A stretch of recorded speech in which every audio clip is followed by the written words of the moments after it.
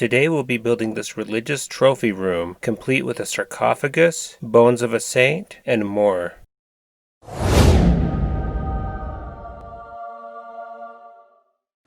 How are you today? Art Jeremiah here, and I'm back with another episode about building a dungeon. If you haven't done so already, like this video and subscribe to the channel for regular inspiration. And now it's time for what you've all been waiting for. Let's get into that dungeon build. A few weeks back, I reached out to everybody for help coming up with ideas of what could be in our trophy room. I liked all your ideas and did my own take on everything. One idea I especially loved was a sarcophagus that opens up into a secret entrance. So, the first thing we're building today is a big old sarcophagus.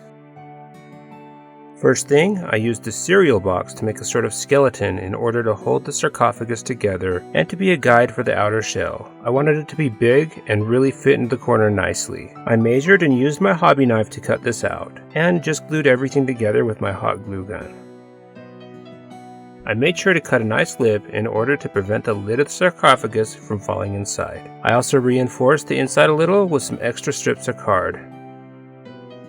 I then took a spare strip of foam that I had sitting around and sliced it into some brick-sized pieces. I don't measure anything, I just use my hobby knife to make the cuts. I figured not being too accurate would give it a sort of ancient look more easily. I then put my bricks in a coffee canister with a bunch of jagged rocks and shake them up. This will give them a nice stone-like texture. I used these stones a lot, so I had a ton of rock dust coming out after shaking it. So I had to go clean it out with some water after this. Then, with hot glue, I attached the bricks to the card structure. I apologize for having it out of focus. My finger hit the screen of my camera and it focused on the cup and back. And by the way, that's a prototype for a line of merchandise I'm getting ready to launch. After all the bricks were attached, I also gouged some bits out of some of the brickwork. Then I made sure the lid would fit nicely in place. Now for the sarcophagus lid. I'm using some oven-baked Sculpey for this part, and I just press a bunch onto the card and then roll a Sharpie across the top. The only reason I'm using a Sharpie instead of a roller is because that is what was within reach.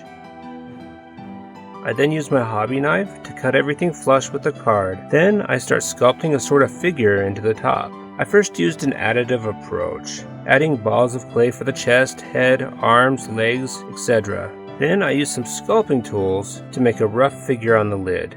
I didn't want something too detailed or too realistic, just something that would make it look like the ancients pounded metal to look like whoever the ancient priest or king was. The biggest problem that I had here was that the Sculpey was super soft and I kept ruining the edges by holding it. If I were to do it again, I would have baked the plate first, then added the figure to the center. To really give the piece a hammered metal look, I added a bunch of indents with a circular part of the sculpting tool. And I really liked how this was turning out. If you happen to be interested in picking up some of the supplies that I use in this build and would like to show this channel some support, then check out my Amazon links in the description. Those links are provided at no extra cost to you and is a great way to support the channel for free. Also, don't forget to check out the secret link I throw in all my videos now. That's just a link to something that could have made the build even better. Anyway, I baked the lid of the sarcophagus in the oven for about 10 to 12 minutes at 200 degrees and let it cool down for a few minutes before handling it again. Then I used my hobby knife to clean up all the edges of the plate. And I made sure to fit it in place and saw how awesome the sarcophagus was going to look. I decided that I wanted the rest of the room to be full of altar-like tables with random religious relics on them. I wanted these to be simple and made of stone. So, with another strip of spare foam, I cut out 5 rectangular pieces about the same size. I used both my cutting mat and a comparison approach to measure and make these pieces even enough. Then, I find a thinner, wider strip of foam and start to cut the pieces that will eventually be the altar's tabletop style slabs. I clean up and cut these slabs to fit slightly better.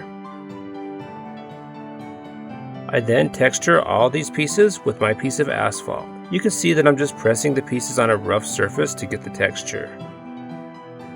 I then glue all the altars together with my hot glue gun. And the next thing we're going to do is make some stairs that lead down to the secret room below the trophy room. These, of course, will be hidden under the sarcophagus. So I first draw out where I want the stairs, then cut out the rectangle, and we're just going to cut all the way down to remove the section. I then use the removed piece to cut out slabs of foam and make a small set of stairs, which I then glue in place, right to the room we previously made. I then take my knife and do a little cleaning up before I go into the next steps. I then started adding trophies to the tables. I knew for sure that I wanted the bones of a saint to be on display. So I used this old hammer undead skeleton I got off of eBay for this task. I started by clipping it off the base, then I detached the trumpet. I figured this trumpet would make a good trophy as well, so I cleaned it up a little with clippers and hot glued it to one of the tables. Okay, back to the skeleton of the saint. I cut, break, and clip the skeleton into pieces and hot glue the pieces to the table in an interesting setup. I was looking forward to this table and it really looked as good as I'd imagined.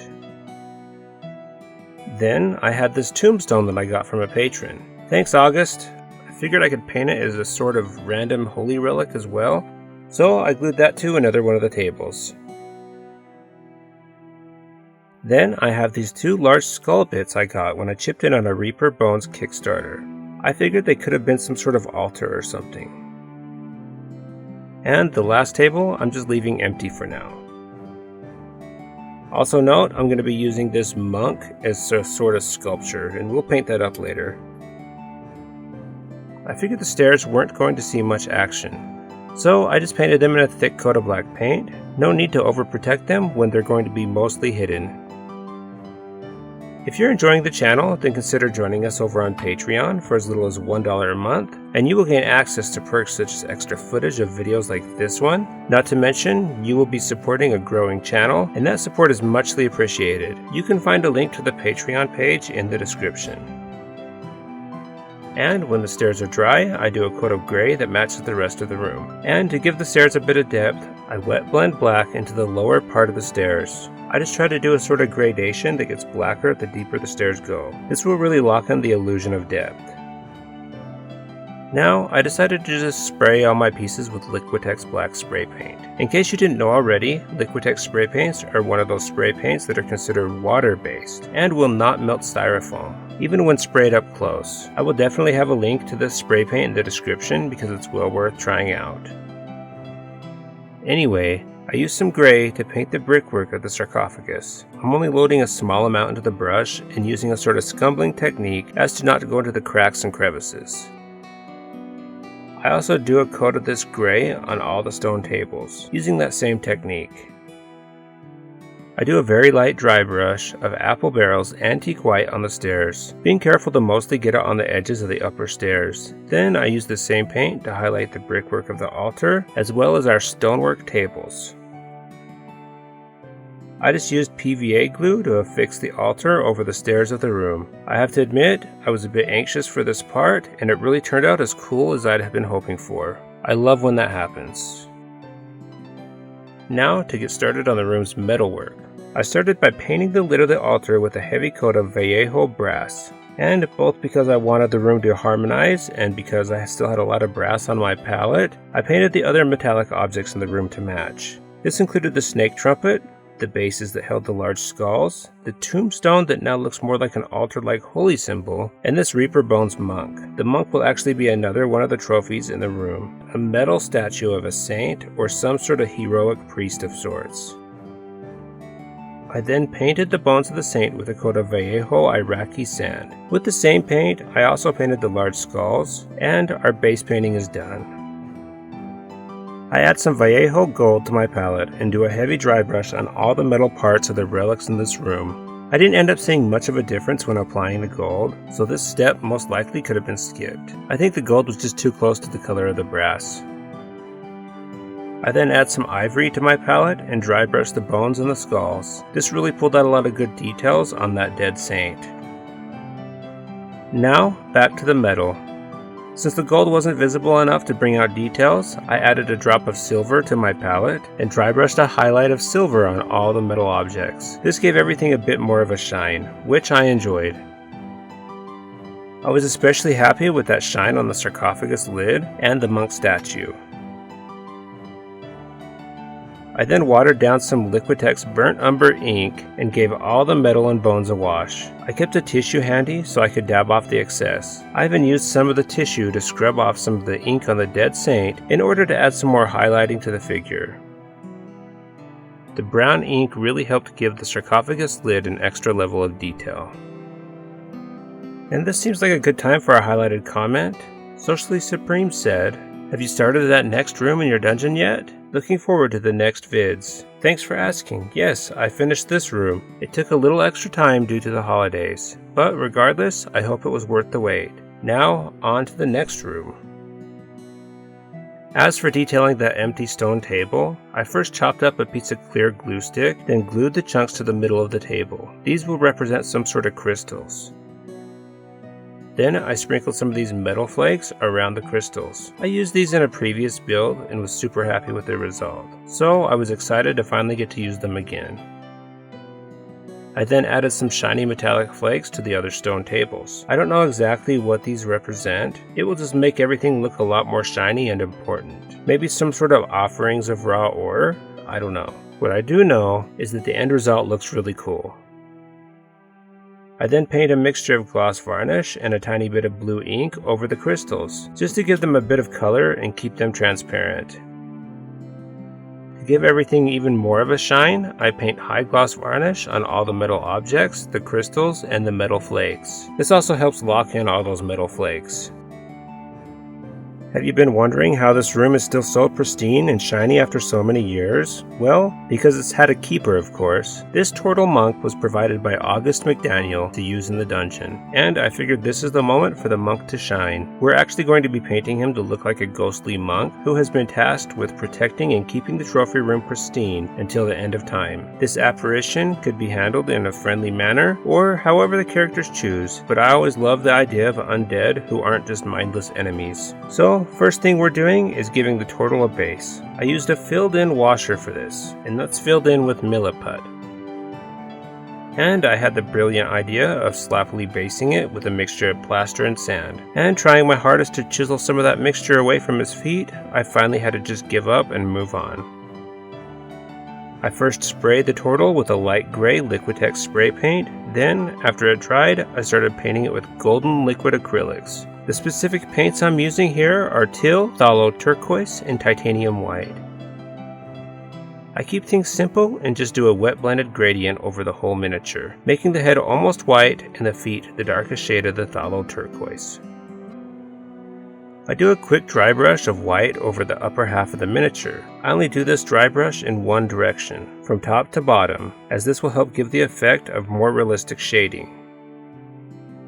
I then take out a fine brush and pull out more details on the turtle monk. These details primarily consist of thinned phthalo turquoise in the recesses and some added highlights of white in the places like the eyes and fingers. I paint the base black and then use a wet blending technique once again to blend it into the turquoise of the lower quarter of the miniature. This not only helped hide the messy basing job I did, but also made the turtle look more of an apparition, at least in my opinion. I then started to assemble the trophy room. The lid of the sarcophagus looks great when placed over the secret entrance. Then, as is the usual routine with this dungeon, I attach everything to the room with some PVA glue. This will make them easy to remove in case I ever decide I want to unassemble everything. Oh, and that reminds me, there have been a few people question why I make a dungeon like this and not just make modular terrain. Some of them almost even seem offended, which is kind of weird. Anyway, here's the deal. The dungeon started out more of a challenge to myself.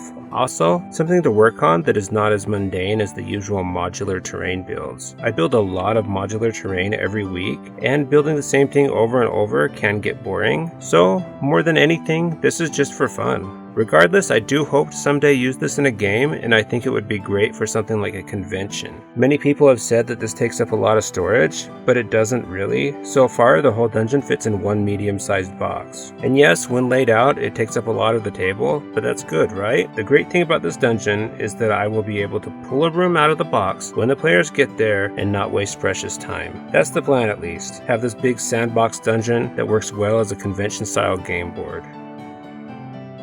And now for some glamour shots. Stay tuned for some suggestions about what to watch next.